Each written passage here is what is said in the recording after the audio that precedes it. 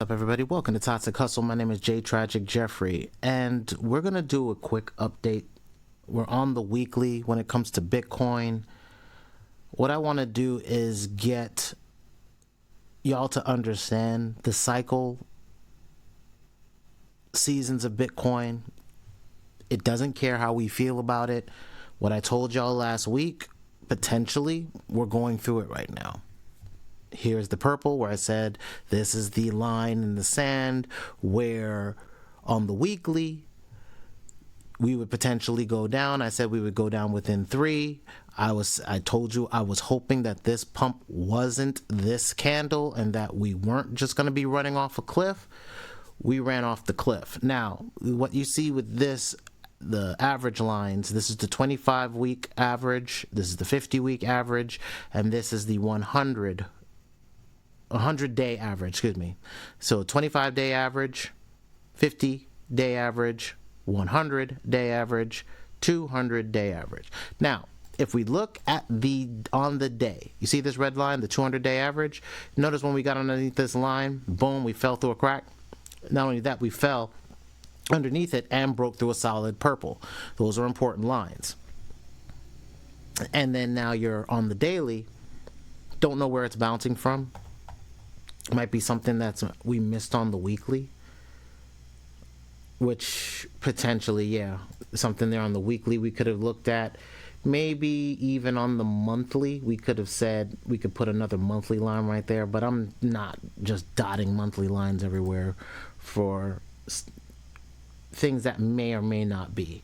We've got a channel, so we're just going to deal with the channel that we're in. We're breaking right now. Next week, when this closes below this 50-day moving average, we're going to potentially fall to this purple. That's 94,000.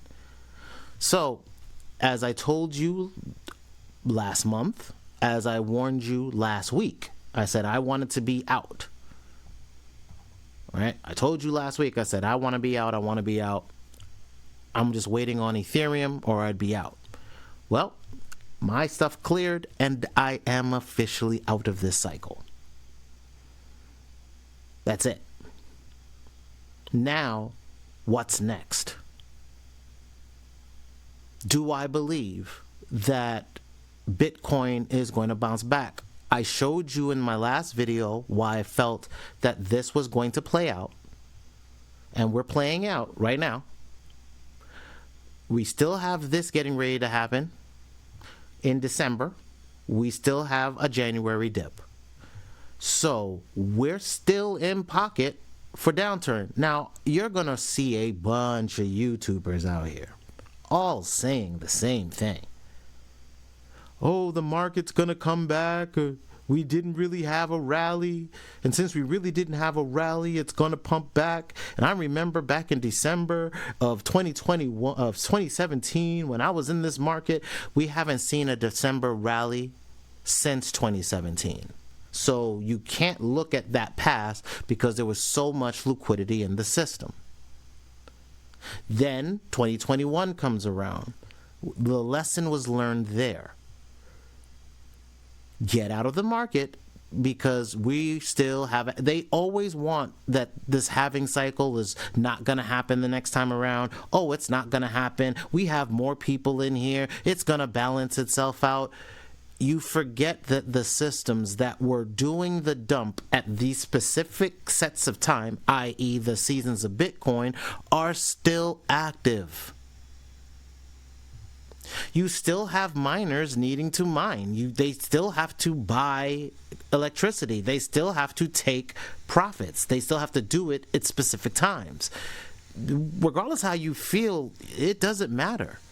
If there seemingly is a pattern, or the seasons of Bitcoin, which I've been looking at since 2017, and here I am in 2025, still talking about it, still talking about November dips in 2025 from 2017. Go back and look at ToxicHustle. Go back and look in the past. Where I'm back in 2017, the videos are still there because again, I wasn't pumping and dumping. I've been saying, hey, if we're going to trade this thing, and if you're going to trade with bots, or if you're going to do these things, or you're going to look at certain cryptos, I failed at a lot of altcoins. And I'm not a Bitcoin maximalist, but every cycle, I trust a coin, and at the end of the cycle, I'm holding some type of bag that I'm needing to just go ahead and dump the coin because I've lost more than half of its profitability. Because it doesn't do anything. And that is the problem. Bitcoin solved the problem of global interaction on a monetary level. It is the internet of money. That's the last thing that you really needed. Now, the Ethereum thing was interesting. Hey, we're going to put code on the blockchain. Yeah, sounded good. Yeah, this makes sense. Yeah, decentralized code. Yeah, decentralized robots. Yeah, that's not going to happen. Not to the effect that they think it's going to happen, because I'm going to encapsulate an entire entity into a hardware system via on its own. I'm not going to be worried about a blockchain at that point. I'm going to be worried about a system of programming. I'm going to be worried about marketing that system of programming. It's going to need to be able to do something that handles marketing, period. Or handles being in some type of entertainment capacity, or managing something that's dealing with trading or hypothesis of trading, or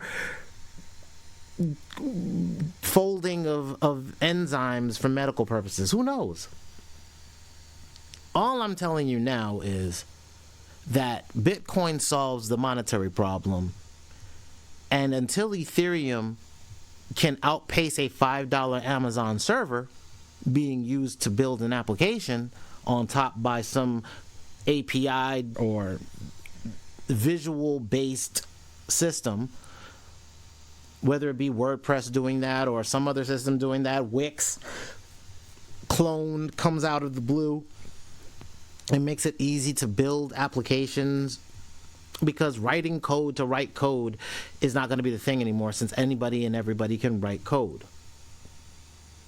Like, I'm getting back into code. Python, I'm getting into JavaScript. I'm getting into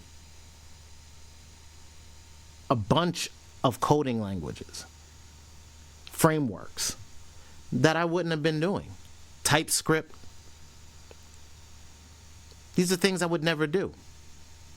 But we have to make pivots. Now, crypto isn't going to save you. I like it. I think it's cool. Bitcoin solves a problem.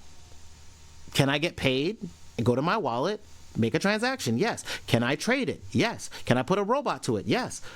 In the right times. And we're going to get ready for January, February. We're going to get ready for January, February. We already mapped this out. If you watched 2 videos ago, I mapped out what it looks like. And I'll turn back on the crypto bot. I'll turn back on my Bitscaps. Until we get to the next November dip point. And then when it drops again next year. And we go through the same tripping process from November down, and then that will be the bottom of the bottom. And that's where I'm going to buy. Again, unless there's capital cash flow coming in, and oh yeah, Trump's talking about $2,000. Okay. You think crypto is going to survive with you getting $2,000 when you just got laid off? We're going to now make the point, like I've made the point that this was going to happen. We're now going to start making the point of why this is going to play out for December. Okay, let's begin. U.S. layoffs for October surged to a 2-decade high on Reuters. 150,000 jobs in October, marking the biggest reduction for the month in more than 20 years. I thought it was October, right? Wasn't it supposed to be October? What happened to October? Everything's going to be up. You're all the way up, but the employees are going all the way down. Those numbers keep going down. Mass layoffs are scary, but probably not a sign of AI apocalypse. No, because AI has nothing to do with this. It's being used as a scapegoat. I can tell you that because I work with AI. Oh, it's not, you're talentless. No. I've sped up my workflow a bit. I'm not hunting stock photography all over the frickin' place to get an airbrush job done. Working on CD covers. Now I can work on music videos for myself and for clients, which is why we're taking on a new client to manage her music and be able to push it forward. You're going to have to do new things. I'm a producer, and to do my new thing is marketing and coming up with marketing campaigns and client acquisition. So on the enterprise side, I need to do that, but a lot of my enterprise clientele are not really souping for that right now because they're in the last stages of I'm probably going to have to get rid of some more people so that we can balance out having a little bit of runway for spring.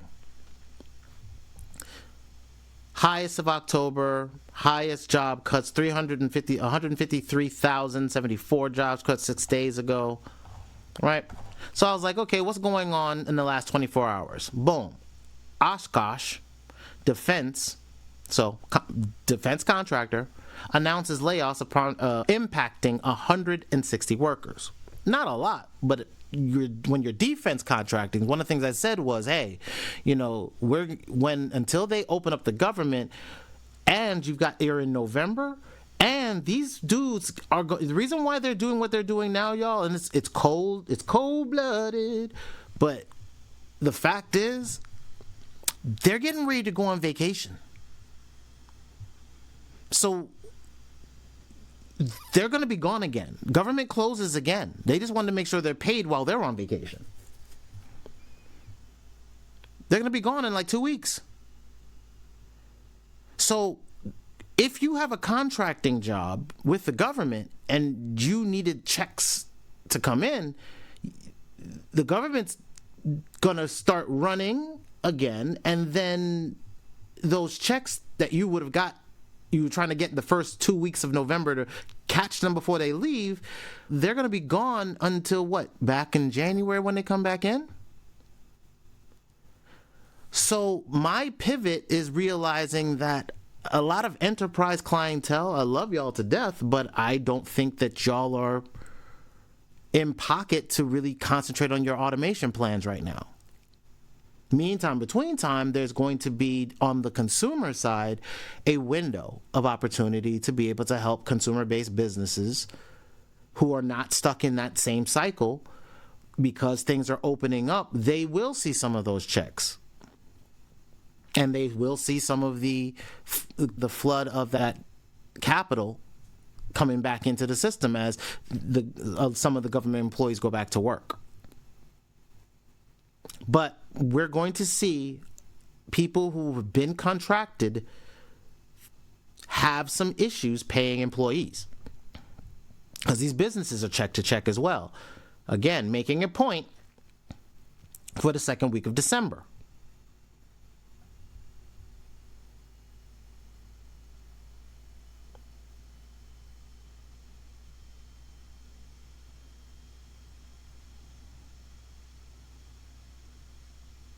Yep, second week of December. Olympus announces 2,000 layoffs. Olympus. Okay, camera company. Not too surprising.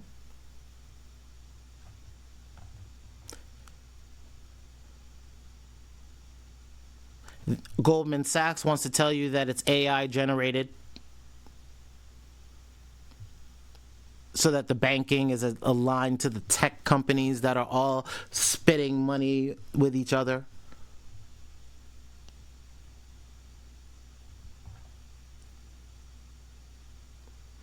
Corewell Health says they got some layoffs. AbbVie cuts ties with Google-backed longevity company, lay off scientists. So scientists are getting laid off.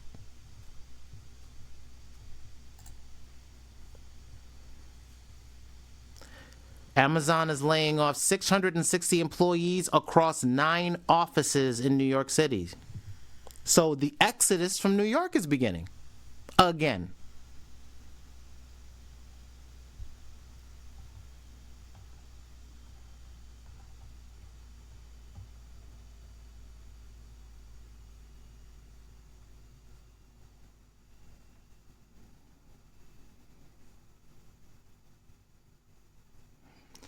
So here's some company, a biotech company, is getting rid of 25% of its workforce, including the CEO.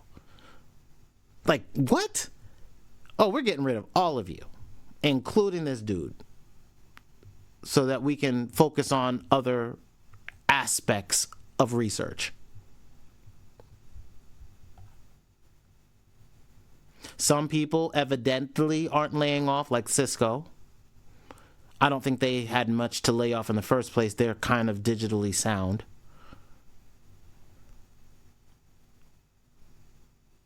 And here we go. I just said it. And this is the Times of India. Shutdown strain. Small businesses reel under halted contracts. Firms weigh layoffs as Congress. Whatever that is. I don't want to go to the actual news. But what you're seeing over and over is the same message. Layoffs, layoffs. It's not about AI. Layoffs. We are doing it because of AI. No, this one tells the truth. The government froze money. That money ripples through all economies because we've been on the tithe of the government for quite some time, and we haven't been able to get off this train of spending. But now, because the spending had to stop, we're starting to see the cracks of where that money was flowing through the system. IPG cuts 3,200 jobs over a takeover. Synopsys to lay off 10% of its workforce following another deal. So you're seeing a lot of purchases and mergers happening, and then layoffs because of mergers. And that's another shakeup, is because your business could have given you a bunch of benefits for being at the company. And because you got bought out, the company no longer has to give you those benefits. Or you're going to get bought out and basically sold out. So you'll get a package and you'll leave. And that's literally what you're seeing. Those are the packages. We don't no longer need you. Sorry, we're consolidating. There's some overlap. We like our team better. You're on your own.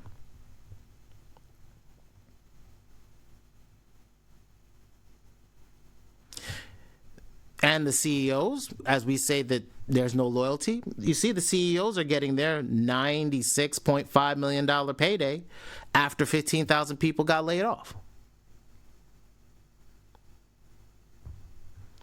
Tens of thousands of layoffs are being blamed on AI. Experts say there may be more to the story. There is.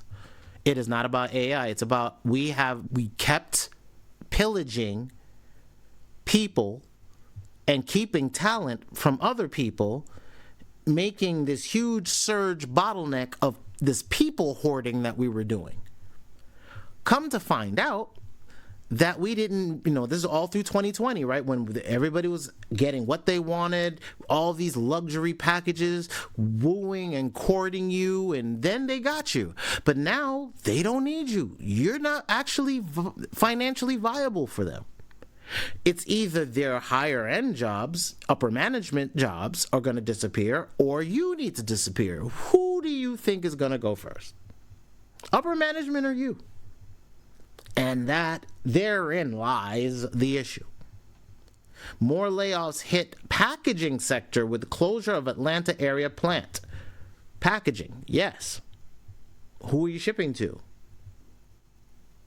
What are you shipping? Who's buying? This is the biggest problem. Here's the bottleneck of the funnel. I think we're going to have a huge shift in what we find valuable. I don't think things will be as valuable as they were before. They don't want you to own anything anyway, right? You're supposed to be happy about it.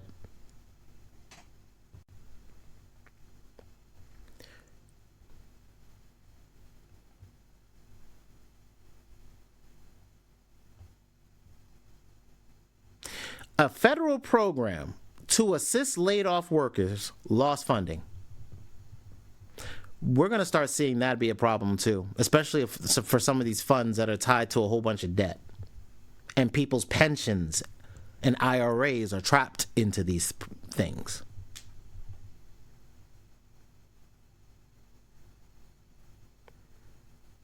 So this is where a pivot in thinking about media changes stuff. Especially if you're a business. Think about that. You have to at some point, look, we're a business, and I am not the type of individual that likes to record videos. My friends will tell you. I just want to research, stay in my zone, do my automations, help my clients. That's pretty much all I do. It's what I like doing. I feel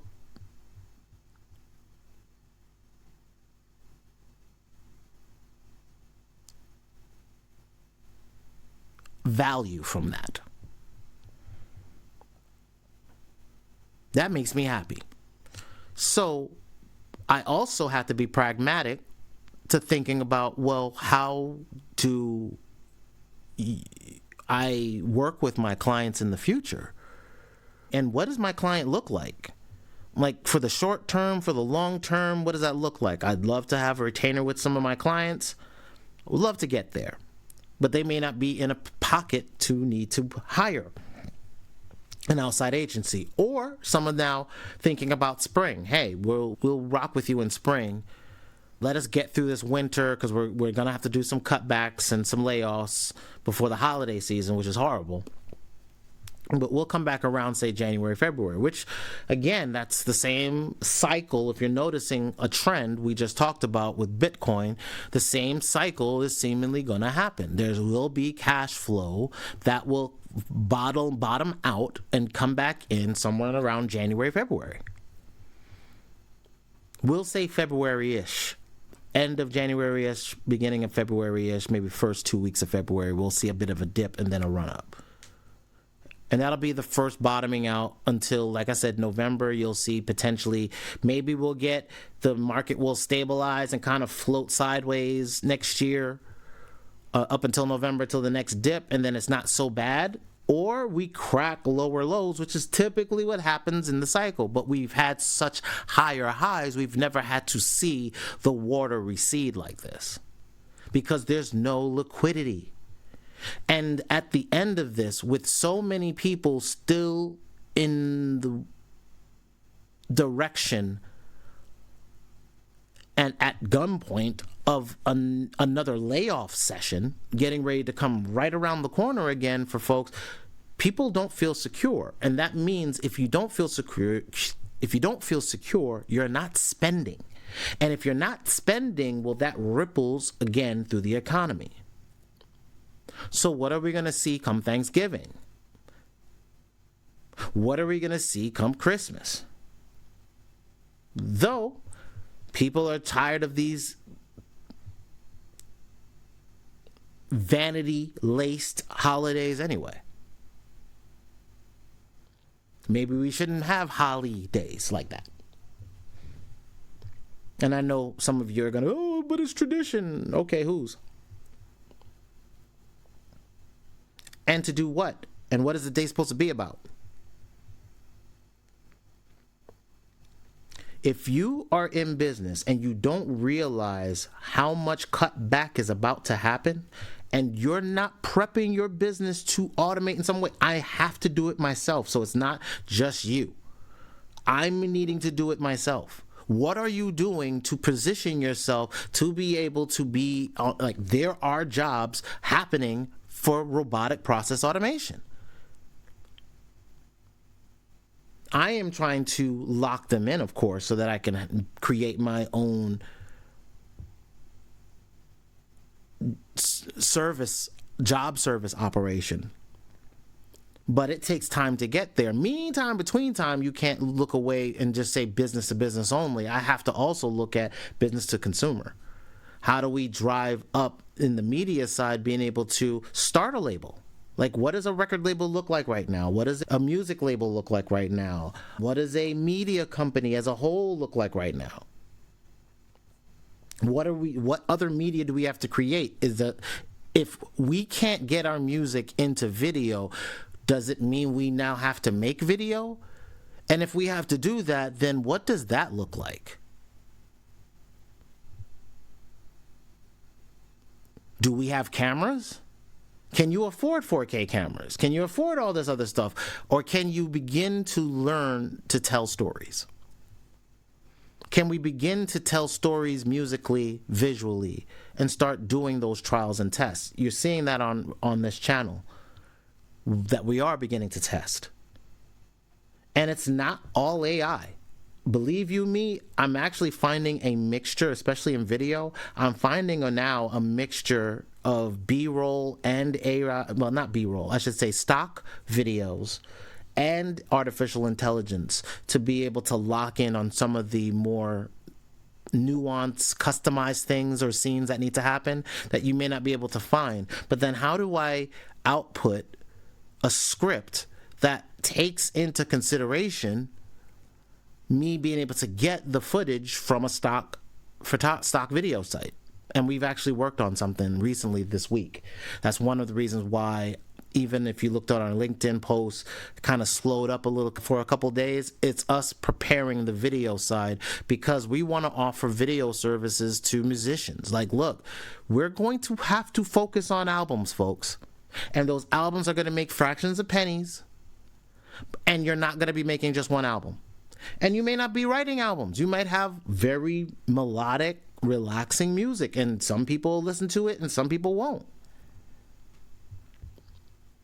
There might be a new vibe of lo-fi in the future, some other fi or some other vibe. It might be new jazz, might take center stage. I realized that was a thing because I'm working with a client where that's where we're putting her in, is in a R&B new jazz thing because she's becoming a songwriter. And that's kind of what I want everybody to think of. When it comes to the future, you're going to have transactions, and transactions are not just you being an artist and writing an album and trying to be Hollywood famous as Hollywood Burns. Practicality in a music business, the music business, media business. The act is the business. What does that mean for you long term? You're going to have to be on the business side of this. And what does that look like if you're a writer? We can now, I don't know how many of you have worked with artists as a producer, but I've worked with probably somewhere in a line of anywhere between 25 to 30 different acts, groups in my time in music. A reason why my number is not higher than that is because it was the same thing over and over again, and I don't believe in doing insanity. Doing the same thing over and over again and expecting a different result. I worked with singers who could sing a bit, and I knew I could do some work with Pro Tools or Studio One and Auto-Tune, and I could pitch them or whatever. But then they never sung it the way I needed to sing it. They wouldn't perform it the way it needed to be performed. And that's a big thing. Now I can sit down and write a song, sing it the way I want to sing it, get the artist on there to be the singer I need to sing, and I can sell that concept to someone. I believe what we're going to end up having is people are going to put out music, and we're going to see and test whether or not that music gets traction. And if that music gets traction, then the song will be written. Similar to what we see how how we get to an anime movie from a light novel, where the light novel gets written, then you may get a manga light, very simplistic drawn one, like one did with One Punch Man, and then it gets, he has the web comic, sorry. So you'll have like the light novel to web comic, from web comic to manga, from manga to anime movie, maybe, or anime series to anime movie,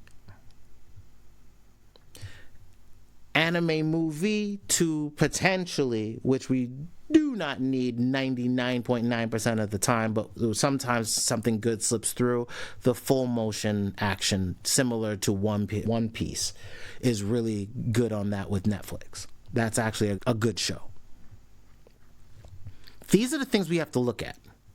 These are the things we have to think about. Media is changing. How we work media is changing. How we do business is changing. Are you making the moves to be able to position yourself so that your business and or you are where you need to be? Now, if you are a business and you're looking for some consultation, please feel free to reach out to me. Go to the website, ToxicHustle.com. Link will be in the description. Make sure you go there. Let us help you. We do process automation, websites, web automation. If you are using WordPress, get that set up so that it can actually be your marketing system where it can do work for you. We can help you set that up. We can also set up your things that you have going on in your office. How do we help you optimize your business? If you are an artist, we are getting ready to do some more work in helping you, whether it be songwriting, whether it be mixing and mastering. Though we're using automation to do most of that, it lowers the cost. You can spend, and we can use our ears and actually do the normal work that we do. You are running a higher rate with that, but we are on Toxic Labs launching those services within the next few days. Again, this video is talking around a lot of things, and I know I'm moving through things fast. Bitcoin is not playing out the way you think it's going to play out, or what everybody else is talking about. They are giving you a bunch of hopium. We know that the seasons of Bitcoin play the way they play, regardless how we like it or not. Go back, look at how I've talked about it. In 2021, I told you we were at the end of the road there, and if you listen to me, you saved money. Go back to 2017, 2018, I didn't have that lexicon. I believed the hype like everybody else.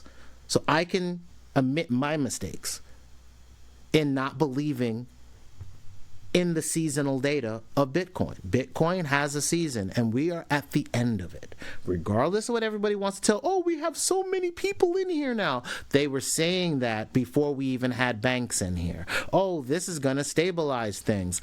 Really? For the machines that do not care about feelings and do not care about who's buying Bitcoin and that have been programmed to empty their coffers and sell at the reasonable time every single cycle since the beginning of the cycle? Stop it. We just haven't been able to see these dips until around 2017, 2018. There wasn't enough capital for us to care. And then when we got to 2021, and I had to start learning about economics and start learning about the economy and start learning about liquidity and start learning about these things that cause your numbers to never go where they need to go because there's no money there. And then if you have things like layoffs, fear inside the system of being able to pay your bills and be able to pay your food or keep a roof over your head, things go down. Because people have to sell off things. And it's not just people. Companies need to sell off things too. If they have Bitcoin as assets and they've been using it for leverage or being able to use it for loans, guess what? you're going to get called on it when the loan is below the spot price you purchase it at to be able to run that loan. So at some time, you're going to get called, whether it be a margin call or a loan call. You're going to get called. So it's best to get into liquidity. It's best to start thinking about what businesses you can begin to work on with other people, because not everybody's in the same problem or position that you're at. And with that, I want to say thank you so much for listening. Thank you for all the new members who've been subscribing. I've seen y'all. I see you. I appreciate you. We will be opening up the Discord very soon. I know I've been saying that, but I've been trying to concentrate and do videos, and I'm not even in there to talk to y'all, really. And I want to be able to do that, but I've had to make sure that I can keep my family okay through these changing times. So I've been focusing on that and trying to push to get the clientele and be able to come up with the services that people are willing to pay for. Right, whether it be the enterprise side, or the venture capital side, or on the consumer side, because, hey, liquidity on the corporate side is dry. So now we have to do our own projects. And then the sponsorships from advertisers and everything else, you're getting it from your side project work. And that seems to be what happens during the winter timeline, where people are doing their side projects, or people who have some runway of capital after they get laid off and they have 3 to 6 months are going to do their passion projects, and we want to be a part of that. So if you are looking to do some media and you need media work done, be sure to check out Toxic Labs. We're going to have more services out this week that are going to be price specific, especially right now. As we know, nobody has the cash flow. We are having recession prices right now to be able to get people to get content that's still has a human who has ears and can be a tastemaker. That still has value. All right. So my name is TrajicK Jeffrey. Thank you so much. Make sure you check out the links. Make sure you subscribe and share with a friend if this was helpful. And with that, I want to say peace, love, respect, and I'll see you next time.